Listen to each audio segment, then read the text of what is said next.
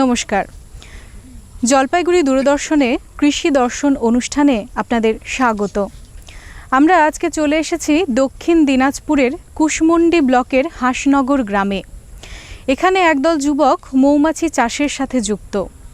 তো এই চাষ করতে গিয়ে বর্ষাকালে কিছু রোগ পোকার প্রকোপ দেখা যায়। তো এই রোগ পোকাগুলো ঠিক কী কী তা আমরা জেনে নেব আমাদের কৃষি বিশেষজ্ঞ শিবানন্দ সিংহের কাছে। তো মৌমাছি আমাদের দক্ষিণ দিনাজপুরে পালন করার জন্য খুবই উপযুক্ত, কিন্তু এখানে যারা মৌমাছি পালন করছেন দীর্ঘদিন ধরে, সারা বছর ধরে যেমন বিভিন্ন রকম রোগ পোকার আক্রমণ হয়, বিশেষ করে বর্ষাকালে এই সময় মৌমাছিকে আর্টিফিশিয়াল খাবারও দিতে হয়। তার সাথে সাথে এই সময় পরিচর্যাটা খুবই গুরুত্বপূর্ণ, কারণ এই সময় যদি আমরা ঠিকমতো পরিচর্যা করতে না পারি তাহলে কিন্তু পরবর্তী যখন সিজন শুরু হবে, যখন আমরা হানি প্রোডাকশন করব, প্রোডাকশন অনেক কমে যাবে।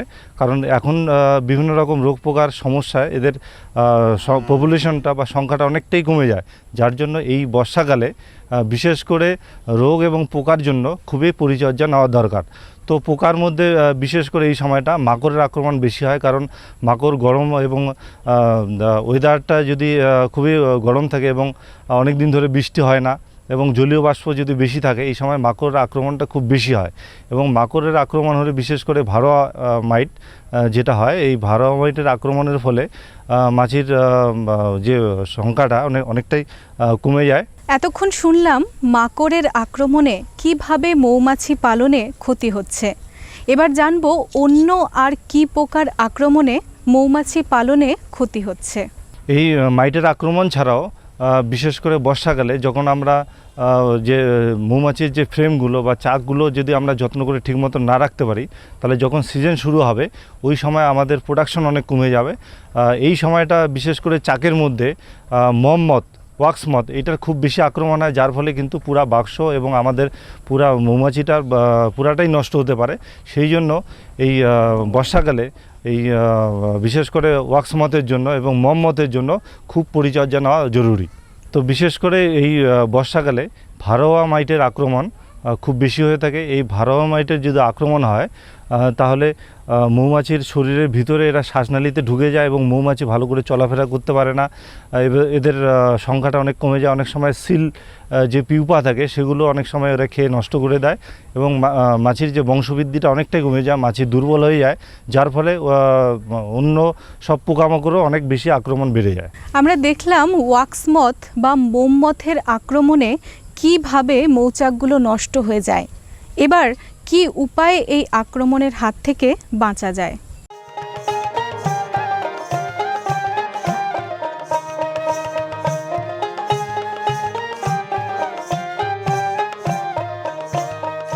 এবারে জানবো মাকড়ের আক্রমণ থেকে কি করে আমরা মৌমাছিকে বাঁচাবো। বিশেষ করে বর্ষাকালে যারা মৌমাছি পালন করে, বিশেষ করে এই সময় মাকড়ের আক্রমণটা বেশি লক্ষ্য করা যায়। তো মাকড়ের যদি খুব বেশি আক্রমণ হয়ে যায় তাহলে কিন্তু আমাদের পরবর্তী সিজনে যখন হানি প্রোডাকশনের সময় আমাদের হানি উৎপাদন অনেক কমে যাবে এবং আমাদের বক্স অর্থাৎ মৌমাছির সংখ্যা অনেক কমে যাবে, আমরা আর্থিকভাবে অনেক পিছিয়ে পড়বো। সেই জায়গায় যদি আমরা বর্ষাকালে কিছু পরিচর্যা নেই, যেরকম মাকড়ের জন্য প্রথমে বাক্সটা ভালো করে পরিষ্কার করতে হবে 15 দিন অন্তর অন্তর। পোকার আক্রমণ ছাড়াও আর অন্য কি কি পরিচর্যা করলে গুণগত ও বেশি মধু উৎপাদন করা যায় জানবো বিশেষজ্ঞের কাছে। এবং পরবর্তীতে আমরা বাক্সটাকে চেঞ্জ করলে অনেকটাই মাকড়ের আক্রমণ কমে যাবে।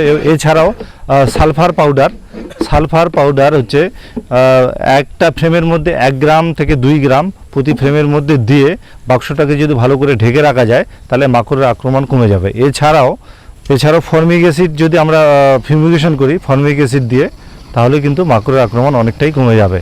এই গ্রামে যারা মৌমাছি পালন করছে তারা কিভাবে মৌমাছি পালন শুরু করলো বা তাদের ভবিষ্যৎ পরিকল্পনাই বা কি তা জানবো তাদের কাছে।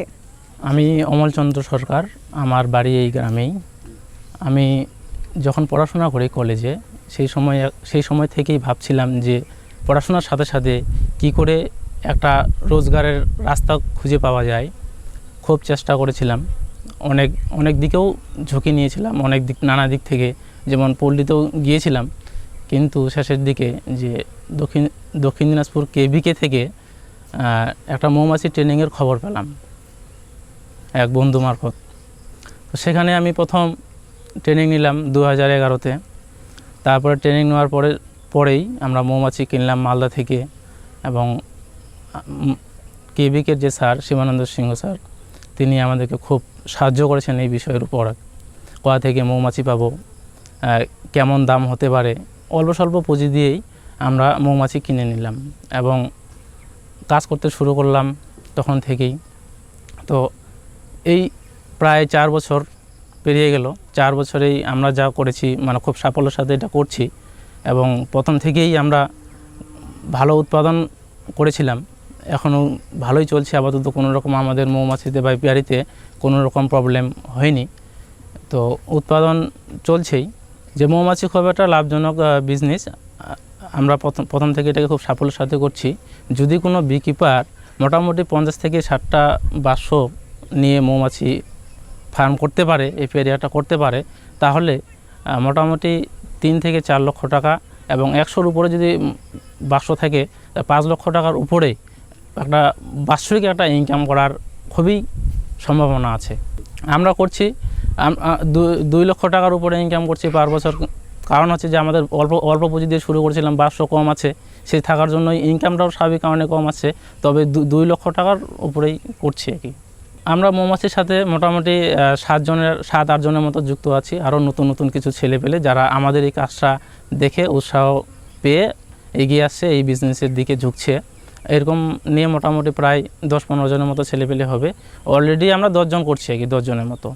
ভবিষ্যৎ পরিকল্পনা ভালো উন্নত মানের মধু উৎপাদন বেশি পরিমাণে কীভাবে করব, এবং প্যাকেজিং, একটা যে মার্কেটিংয়ের একটা ব্যাপার থাকে, যে উৎপাদন করছি বিক্রি করার একটা সমস্যা থেকে আছে, যে আমাদেরকে কম দামে বিক্রি করতে হচ্ছে। এখানে কোনো ভালো বিক্রি করার প্রতিষ্ঠান নেই বা কোনো ব্যবসায়ী নেই, ভালো ব্যবসায়ী নেই। তো আমরা চাচ্ছি যে উন্নত মানের প্রযুক্তি এবং আরও বেশি করে যদি লোকজন আসে এই কাজে আর কি, মৌমাছির কাজে, যাতে আমরা ভবিষ্যতে একটা বড় কিছু করতে পারি, এরকম একটা চিন্তা ভাবনা আছে মৌমাছির উপরে। আমরা তো মূলত মালদার সেলারের মাধ্যমেই বিক্রি করি।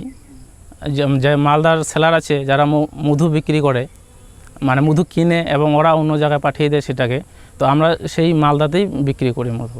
বিশেষ করে আমাদের দক্ষিণ দিনাজপুরে মৌমাছি পালনের সম্ভাবনা খুবই বেশি, কারণ আমাদের এই জেলায় বাইরের থেকে সব বিকিপাররা এখানে আসে এবং মৌমাছি পালন করে ওরা অনেক মধু নিয়ে যায়। কিন্তু আমাদের দক্ষিণ দিনাজপুরে যেহেতু কৃষিপ্রধান দেশ, আমাদের কৃষিকাজের যে বর্তমান যে অবস্থা, লাভের পরিমাণ দিন দিন কমে যাচ্ছে। সেই জায়গায় যদি আমরা বেকার যারা আছি, মৌমাছি পালনটাকে যদি পেশা হিসাবে নিতে পারি, তাহলে বিকল্প একটা সম্ভাবনা হতে পারে, যেটা বিকল্প একটা আয়ের রাস্তা হতে পারে।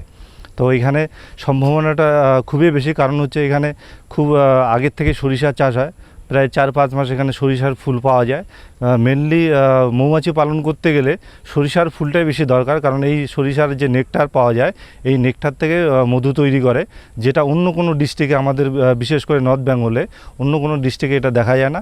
তো দক্ষিণ দিনাজপুরের পক্ষে এই মৌমাছি পালনের সম্ভাবনা খুবই উজ্জ্বল। দক্ষিণ দিনাজপুর জেলায় মৌমাছি পালন যুব সমাজের মধ্যে রোজগারের এক নতুন পথ দেখাচ্ছে। একমাত্র সঠিক পরিচর্যার মাধ্যমে মৌমাছি পালকরা কিন্তু অধিক লাভ করতে পারেন। আজকের মতো এ পর্যন্তই। নমস্কার।